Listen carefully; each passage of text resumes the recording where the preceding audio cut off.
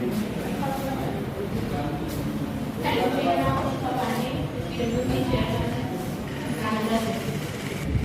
इस्लाम सेवा आश्रम जो मुजफ्फरपुर में कार्यरत है। हम सभी को नमस्ते। सत श्री अकाल। मैं शमिता उदास से एसडीए बीएस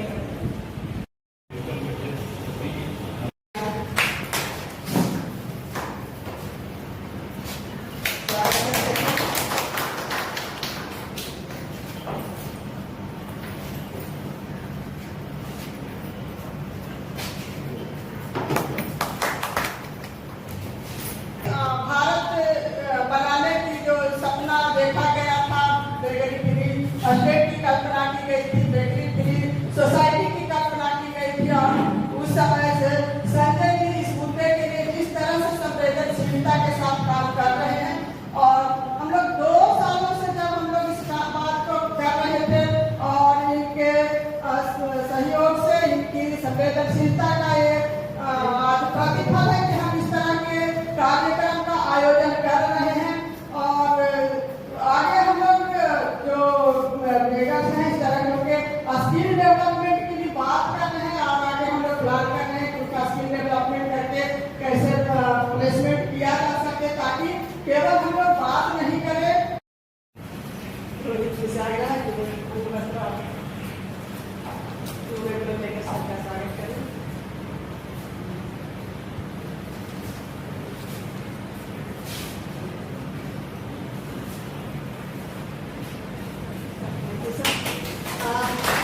हमारे भी उपस्थित हैं टाटा कंसल्टेंसी सर्विसेज के रीजनल रिप्रेजेंटेटिव मिस्टर गौरव मिश्रा जी। और आपके इन मुद्दों के प्रति, सीएसओ के कार्यों के प्रति जितनी संवेदनशीलता दिखी है और जितने ही गंभीर है, सरकार स्वागत किया गया।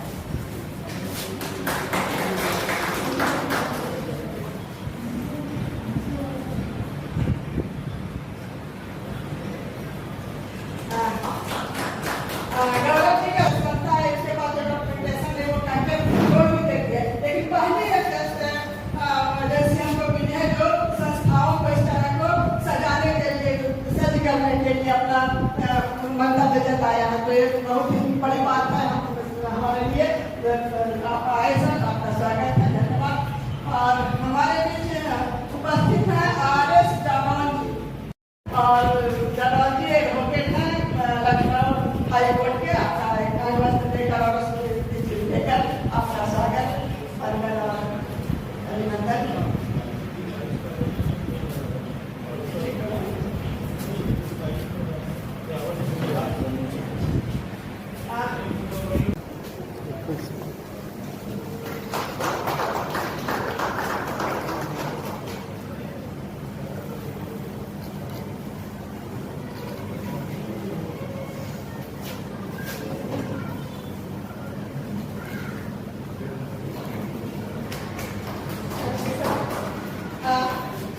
वो सामने नहीं आना चाहते हैं, लेकिन वो इसमें शिरकत कर रही है। हमारे बीच उपस्थित है अस्पता श्रीवास्तव जी, जो महिंद्रा नर्सिंग फाउंडेशन के रिप्रेजेंटेटिव है। और मैं अस्पता जी को इस रूप में आप सारे लोगों का मैं हार्दिक स्वागत करती हूँ, वंदन और अभिनंदन करती हूँ और आग्रह करती हूँ, क्योंकि जब मैं इस यहाँ आई तो हमें बातें होती रहती है, तो आप लोगों को थोड़ी तकलीफ अगर होगी, क्योंकि गवर्नमेंट का सिस्टम है, गवर्नमेंट का ये ट्रेनिंग हॉल है, तो जो भी कोई दिक्कतें होगी मैं इसके लिए क्षमा चाहती हूँ। लेकिन महत्वपूर्ण ये नहीं है कि क्या सुख सुविधा है, महत्वपूर्ण ये है कि हम यहाँ क्या करने आए हैं, किस बात के लिए इकट्ठा हो रहे हैं, और ये मुद्दा कितना संवेदनशील है। क्योंकि हम बच्चों के लिए, हमारे बीच काफी सारे बच्चों के कई मुद्दे पर काम करने वाले संस्थाएं उपस्थित हैं, लेकिन हम उनके कई मुद्दों पर बात करते हैं, उनकी पढ़ाई की बात करते हैं, उनके पोषण की बात करते हैं, लेकिन जो चाइल्ड बेगरी में लगे हुए हैं उनकी बात आज तक करने में हम लोग पीछे रह जाते हैं। तो आज समय है, मुद्दा है कि हम लोग जो बच्चे बेगरी में लगे हुए हैं उनके लिए हम बात करें, उनके लिए हम लोग चर्चा करें, और उनके लिए कैसे हम आगे बढ़ सकते हैं इसके लिए हम बात करें। तो इसके लिए हम लोग करके जो है अनुपमा जी से आता है अनुपमा जी से आते हैं कि वो और कोई बच गए हैं।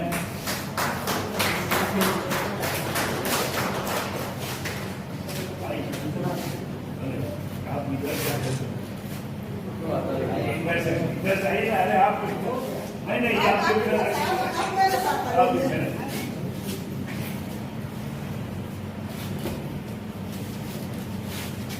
एक जोरदार ताली एक दिन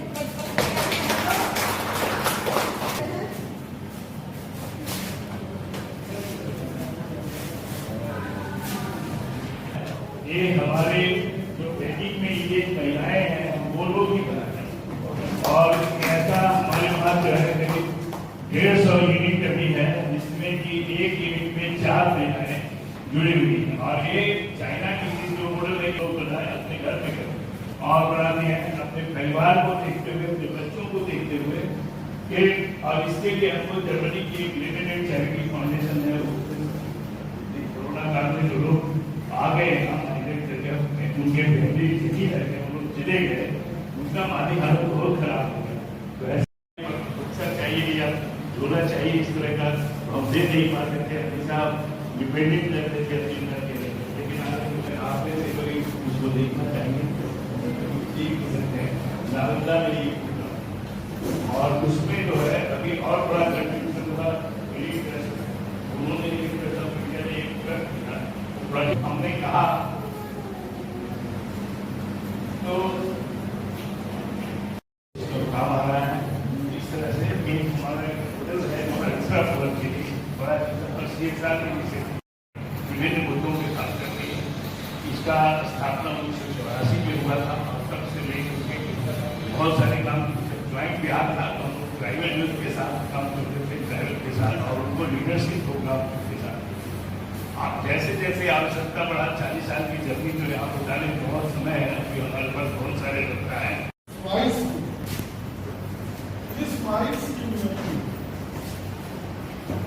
railway act section 144 governance aspect section 75 ये कवर किया हुआ है।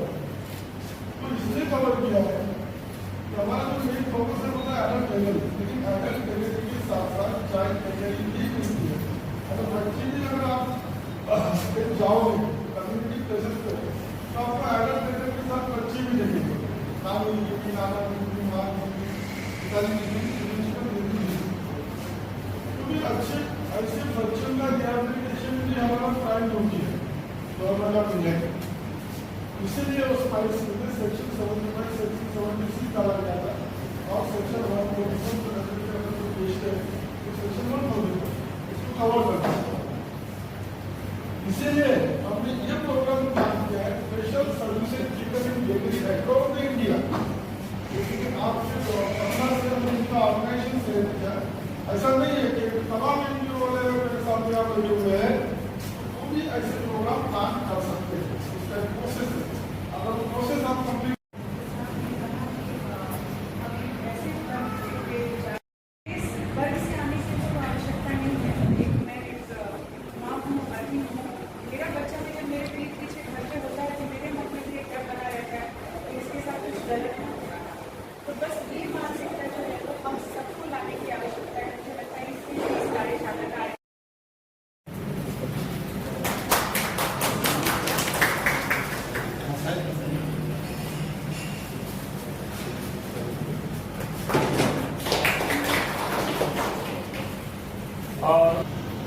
और यहाँ मौजूद आप सभी लोगों को सादर प्रणाम करता हूँ, सादर स्वागत करता हूँ।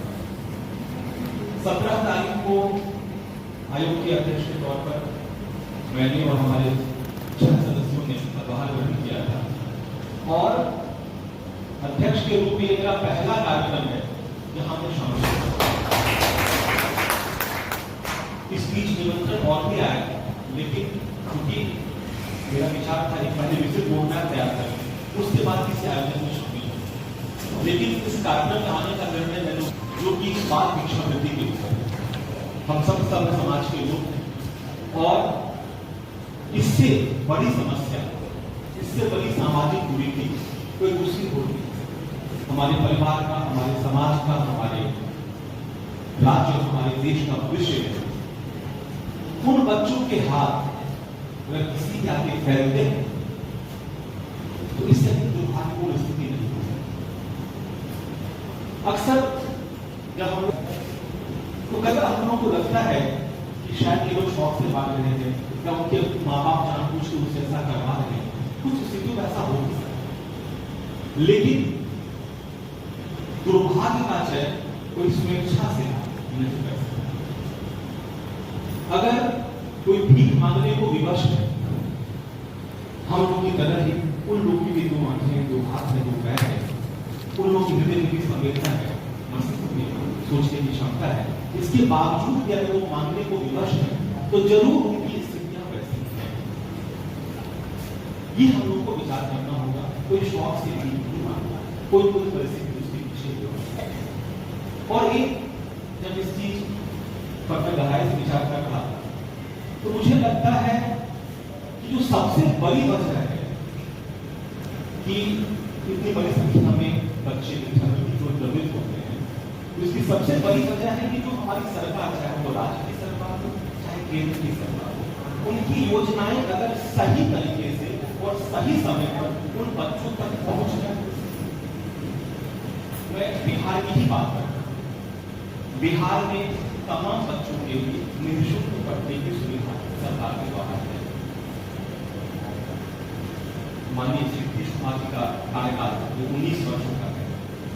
मैं इसी कालखंड की अगर बात करूं, जब उन्होंने बिहार के मुख्यमंत्री के तौर पर राज्य की कमान संभाली तो उस समय बहुत बड़ी संख्या में बच्चे मौलिक शिक्षा बंद हो गए और आज की तारीख में महज 0.5% से भी कम बच्चे ऐसे हैं जो स्कूल नहीं जा पा रहे। सरकार काम कर रही है, लेकिन केवल सरकार के प्रयत्न से भी सब कुछ नहीं हो सकता। सरकार है, कई एनजीओ हैं, कई तरह के संगठन हैं, कई कॉर्पोरेट हाउसेज भी CSR के तहत इस पर काम करते हैं, कई वॉलंटियर्स हैं, बचाओ आंदोलन के साहब हैं, कई संस्थाएं। लेकिन केवल सरकार और संस्थाओं के प्रयास से नहीं होगा। ये नैतिक दायित्व हर एक व्यक्ति का, जिसकी जितनी सीमा उस सीमा में अगर प्रयत्न करें तो हम लोग इस चीज से निजात पा सकते हैं। मैंने सरकारी योजनाओं की बात की, सरकार पढ़ने की सुविधा देती है, सरकार वस्त्र भी देती है, स्कूल की पोशाक देती है, खाने की भी व्यवस्था है और उन बच्चों के माता पिता के लिए कैसे उन्हें रोजगार में लगाया जा सके, उस तरह की भी योजना है। अगर हम लोग बच्चे को शिक्षित बनाने पे जोड़ दें, शिक्षा से जोड़ दें, उन्हें स्कूल तक पहुंचा दें, तो तमाम चीजें साथ साथ मिल ये मौलिक चीज है सरकार, लेकिन सरकार भी लोगों पर ही निर्भर है। सरकार भी हाथी चलती है और वो व्यवस्था हमारे आपकी वजह से आदमी ही चलाती है। मुझे आयोग का अध्यक्ष बनाया गया, मैं बात नहीं था कि मैं यहाँ आऊंगी, ये मेरा अपना विवेक था, मेरी अपनी सोच थी, मेरी अपनी संवेदना थी, मुझे आना ही चाहिए। सरकार इसके कुछ अलग से प्रेरित नहीं करेगी, ये अपने भीतर से आवाज उठेगी। तो अगर हम लोग अपना दायित्व सही तरीके से निभा लें तो ऐसी कोई कुरीति नहीं हो सकती। ये मेरा मेरे साथ मैं जब बिहार आता हूं तो बाल आयुक्त को लेके आता हूं। लास्ट टाइम जब मैं बिहार आया था तब भी नया बाल आयुक्त था और इस बार भी आया हूं तब भी नया बाल आयुक्त। तो मुझे लगता है कि बाल आयोग का कोऑर्डिनेशन और मेरा कोऑर्डिनेशन कहीं ना कहीं लगा हुआ है। तो सभी परमिशन, तो चूंकि मैं लीगल हूं तो मुझे लगता है कि लीगल होना चाहिए, क्योंकि अगर किसी का सिलेक्शन होता है तो भी लीगल होता है, अगर उसका आइडेंटिटी है वो भी लीगल है, तो हर काम कहीं ना कहीं लीगल दायरे में हो। और लीगल की समस्या क्या है, मैं हर मीटिंग में बोलता हूं कि कॉमा फुल स्टॉप में जेल हो जाती है मैडम, और कॉमा फुल स्टॉप में बेल हो जाती है। तो जब भी हमें कानून पढ़ना है या लीगल मैटर पढ़ने हैं तो उस पर कॉमा फुल स्टॉप का भी बहुत महत्वपूर्ण योगदान है।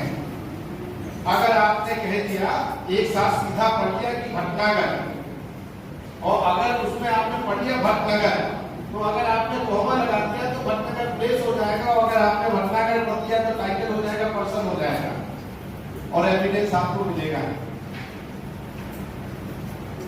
तो आज चूंकि कानून की बात है, मेरी पीएचडी भी इसी टॉपिक में है, और पिछले 20 साल से सिर्फ एक ही काम कर रहा हूं, बाल संरक्षण पढ़ने का, पढ़ाने का, लिखने का, रिसर्च पेपर्स है, सारी चीजें सिर्फ चाइल्ड प्रोटेक्शन, उसी में पीएचडी भी है।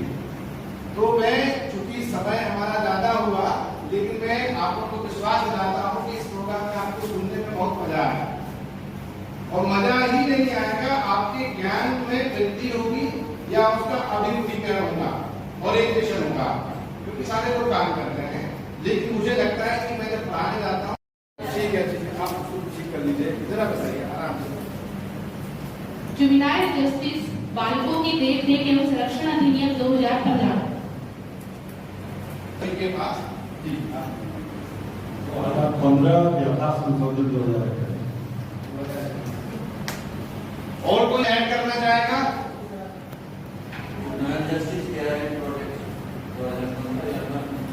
2021 और कोई करना चाहेगा?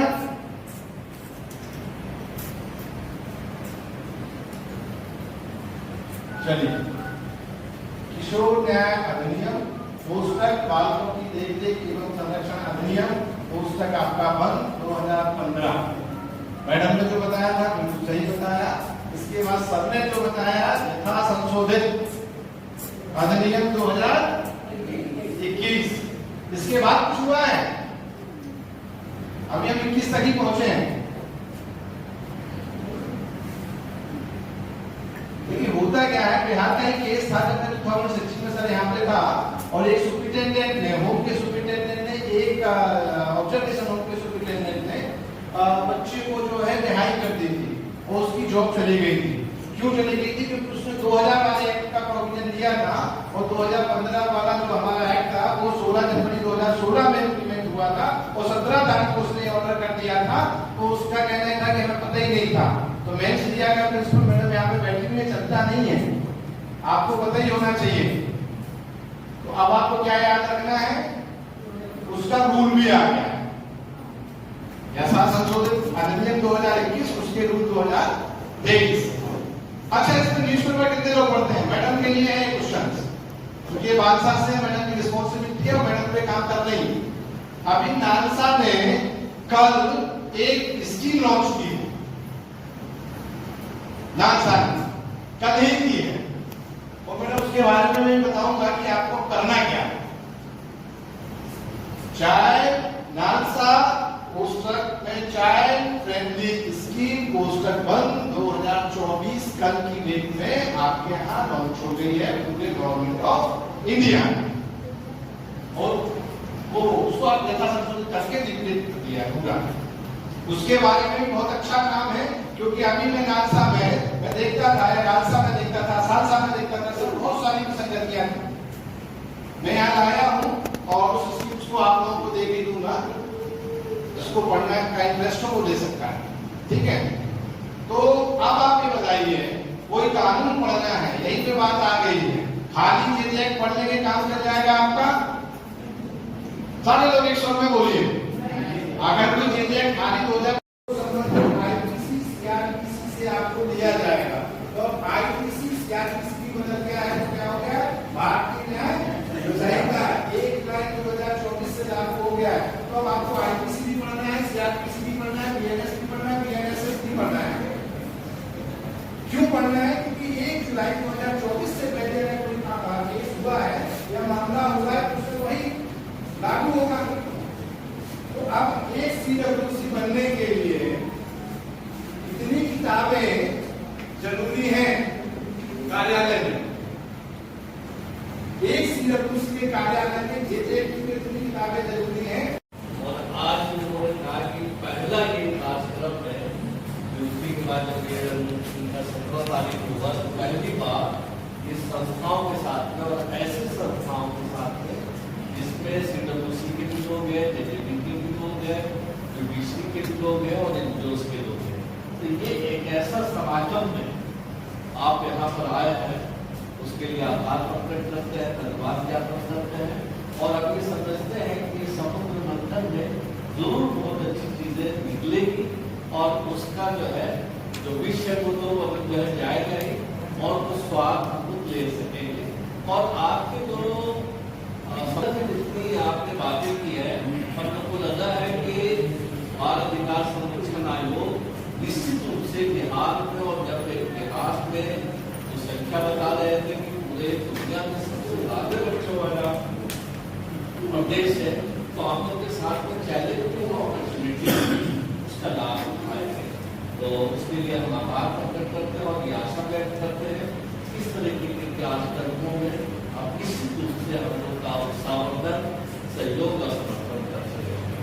हम आभार प्रकट करना चाहते हैं नेशनल डिफेंस से आए हुए संजय जी का, संजय पवार साहब का, और इन्होंने मतलब जो है बहुत खास मुद्दे हमें याद है 1975 में जो आपने तीन विषयों में कहा तो ड्रग्स का उस वक्त नया नया मामला आया था, तो उसमें इन लोगों ने किया था लगातार कर रहे हैं और कभी वेगस में जो मामला है उसको लेकर के एक नेटवर्क और लोगों को जोड़ने का प्रयास कर रहे हैं उनके साथ, तमाम उनके साथ और हमारे पुराना साथी जितना और उन्होंने पहले कहा कि हमारा जो प्रेजेंटेशन होगा आपको बांध करके रखे, तो भूख भी लगी हुई है लोगों की, कुछ एडमिनिस्ट्रेशन की तरफ से भी कुछ सूचनाएं आ रही, फिर भी अध्यक्ष ने कहा कि इसको कंटिन्यू कीजिए और मतलब जिस तरीके से प्रेजेंटेशन है और हमारे पुराने साथी हैं के साथ जुड़े रह रहे हैं और काफी लंबे समय से उनका आभार प्रकट करते डॉक्टर आरिस का हम यहाँ पर आभार प्रकट करना चाहते हैं बिहार राज्यपाल के लिए विधिक सेवा पुरस्कार Bihar state legal service authority के रजिस्ट्रार का मैडम अनिल कुमार का हम यहाँ पर आभार प्रकट करना चाहते हैं गौरव जी का जो काफी मतलब जो है कॉर्पोरेट सोशल रिस्पॉन्सिबिलिटी जब आप रिहेबिलिटेशन की बात करेंगे तो उसमें बहुत मजबूती के साथ ये चीज आएगी और बिहार झारखंड को देखते हैं हम ये समझते हैं कि उसमें कुछ चीजें निकल करके आएगी। आज इसके विकास संरक्षण आयोग के अनुसूचित जाति आयोग के अध्यक्ष के तौर पर उन्होंने अच्छा काम किया और जब इन सारी चीजों को देखेंगे और सबसे ज्यादा आभार प्रकट करना चाहते हैं जिसको जोड़ा है उन्होंने ग्रामीण एवं नगर विकास परिषद और उसके भाई रामकिशोर जी जी और उससे भी ज्यादा जो आभार पर जिसको हम बहुत दूर तक जिले में ले जाएंगे, अपने विकास क्षेत्र में ले जाएंगे, यहाँ तमाम ऐसे साथी जो यहाँ से सीखेंगे और जो रोड मैप बनाने की बात मान्य नहीं कह रहे, उस रोड मैप के आधार पर हम कैसे अपने जिले को, अपने प्रखंड को, अपने पंचायत को, अपने गांव को, अपनी कम्युनिटी को हम बेहतर बना सकेंगे और इसके साथ में कि हम बिहार में इसलिए जैसे अध्यक्ष ने भी कहा कि आप जो है डालबुल्ला चौराहे में जैसे गाड़ी आपकी रुकी एक बच्चा लेकर के कोई औरत आ जाए या बच्चा आपका शीशा साफ कर रहे हैं, उस तरीके से यहाँ पर धार्मिक स्थल भी जो है चाहे गुरुद्वारा देखिए या यहाँ बुलंद की बात कर रहे हैं उसकी बात करेंगे। खाली एक अच्छी चीज जब आप गुरुद्वारा जाएंगे वहाँ एक भी नहीं, लेकिन आप हाईकोर्ट प्रधान में चले जाएंगे, महावीर मंदिर में चले जाएंगे, अगर आप बोध गया चले जाएंगे, तो ये जो है एक धार्मिक स्थल बिहार है तमाम धर्मों का शासन पर्यटन के दृष्टिकोण से जो तस्वीर जो जाती है उस तस्वीर को हम समाप्त करने के लिए संकल्पित होंगे। पुनः आभार प्रकट करते हैं और हम माननीय सचिव महोदय को कहने के काफी जो है टेक्निकल सेशन आगे कैसे चलेगा और अभी क्या करना है उस पर शुक्रिया।